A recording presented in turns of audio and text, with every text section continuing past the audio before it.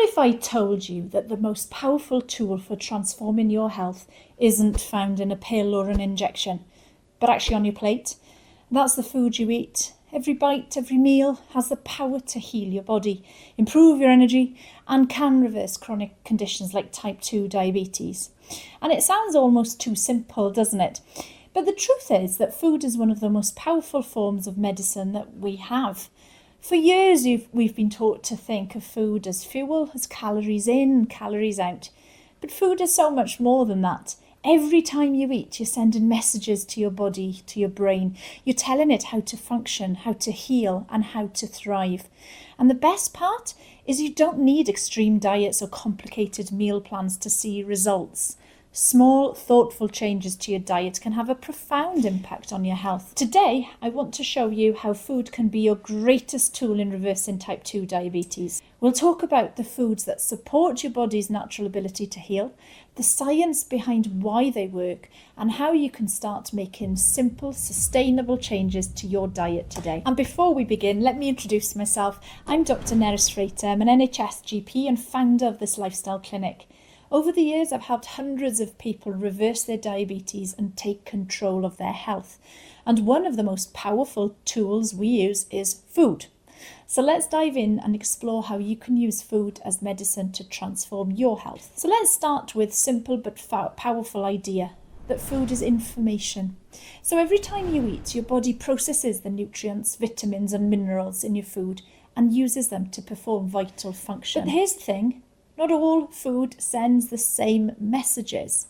Some foods tell your body to thrive. They reduce inflammation, stabilise your blood sugar, and support your cells in functioning at their best. But other foods, so processed, sugary, or nutrient-poor options, send the opposite message. They increase inflammation, spike your blood sugar, and make it harder for your body to function as it could. So when it comes to type 2 diabetes, the connection between food and health is especially clear. The foods you eat directly impact your blood sugar levels and your body's ability to process sugar. So let me explain how this works. When you eat different foods, for example carbohydrates, your body breaks them down into glucose, which enters your bloodstream. This is a normal process, but when you eat too many carbs, especially refined carbs like white bread, pasta or sugary snacks, your blood sugar spikes.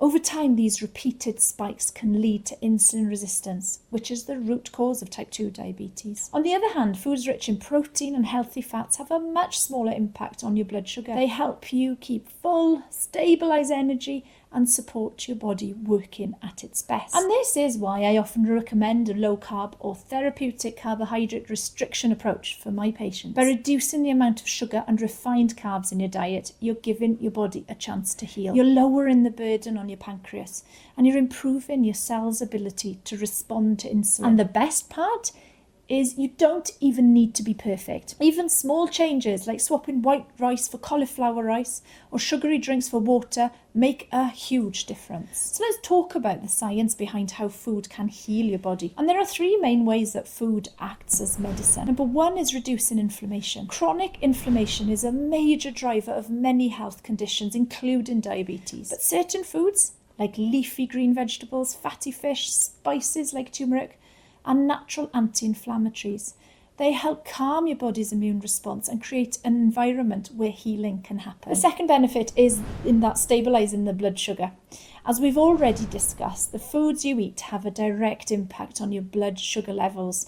So low glycemic foods like non-starchy vegetables, nuts and seeds release sugar slowly into your bloodstream, preventing those spikes and crashes. This helps your body maintain a steady energy and reduces the strain on your pancreas. And the third way that food is used as medicine is to nourish your cells. Your body is made up of trillions of cells, and every single one of them relies on nutrients from your food to function. So when you eat a lot of nutrients, so full of vitamins, minerals and antioxidants, you're giving your cells the tools they need to repair and to perform at their best. I'm afraid a lot of processed foods is lacking in nutrients. And one of my patients, let's call her Sarah, came to me with a HbA1c of 62. And her diet was really high in processed foods. We started by making small changes, maybe a handful of leafy greens to her meal. We started to make really small changes, adding a handful of leafy greens to her meals. swapping sugary snacks for nuts and including more healthy fats like olive oil and cheese. Within 3 months, her HbA1c had dropped to 48, and she told me how she felt more energised than she'd felt in years. And that's the power of food as medicine. It wasn't a huge overhaul or an expensive gym membership at all. And let me share something important with you to change your perspective, because let's take a moment to imagine ourselves thousands of years ago. So picture this, living in the caveman era. There are no supermarkets, obviously no factory-made snacks, no brightly packaged ready meals, just the earth, the seasons, and the food that nature provides. As humans, this is what we were designed for and still are designed for.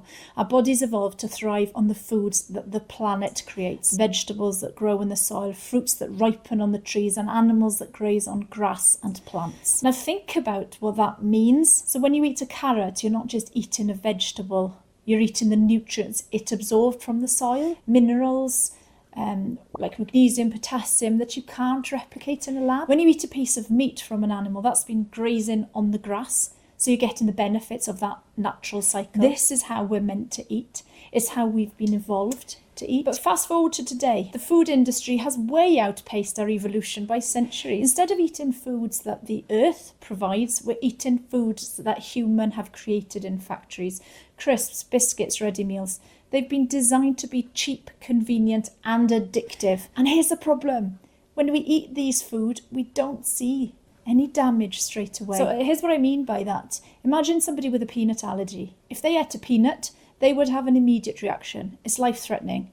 And they know to avoid peanuts from that day forward. But with factory-made foods, the damage is not immediate. It's slow. It happens over years and decades. And because we don't see the harm right away, we keep eating them. And meanwhile, these foods are making us sick, while the companies that produce them are getting rich. And this leads me to one of the biggest mistakes that I see people make. They know that they have type 2 diabetes, or maybe that they need to lose weight. Everybody on planet Earth knows that sugar is linked with ill health. So what do? Look for low sugar biscuits, low carb bread, use sweeteners so that you can still carry on to eat the same meals, and so that you don't feel you're missing out. And I'm sure this sounds familiar, but be very careful if this is you. Whilst you can argue the short-term benefits on your blood glucose, there may be a negative trade-off. In the long term, are you really doing yourself a favour? Or are you funding these food companies to make even more outrageous meals with chemicals that were never produced by our planet, and therefore our bodies have no idea what to do with, apart from stuffing them into the fat cells where they lead to inflammation? So what can we do? The answer is quite simple. It is about going back to basics. Ask yourself, what would my ancestors eat? I'm not asking you to strip off and go and live in a cave and start hunting food. Just think back 2 to 3 generations of your own family and think what they were eating. Even if Granny did enjoy cakes, it's more than likely she baked it them herself, and unlikely that she added hydrogenated fat, sweeteners, or any chemicals. Is your body designed to eat crisps, factory-made biscuits, a ready meal packaged as low sugar or low carb? Or is it designed to eat fresh vegetables, fruit, nuts, seeds, and meat from animals that also ate what nature intended? The truth is, our bodies have not evolved nearly as fast as the food industry has. And it's time to reconnect with that so that we eat things we're truly designed to eat. So as you think about your food choices you make each day, remember this: your body is extraordinary. It's been designed over thousands of years to thrive on the gifts of the earth, real whole foods that nourish and sustain you. So when you choose these foods, you're honouring the incredible design of your body and giving it the tools it needs to heal and flourish. It's not about perfection, and it is not about deprivation. It's about reconnecting with what nature's always provided and trusted that these small intentional choices will lead to big life-changing results. Because when you align with what your body was truly made for, you're not just eating, you're using food as medicine. Thank you. And if that video resonated with you, then come and join me. I've got lots more information about how insulin resistance is driving many chronic disease, which are the big foods to avoid if you're trying to reverse diabetes. And of course, what other non-food factors play into your health? So click the link below to learn more.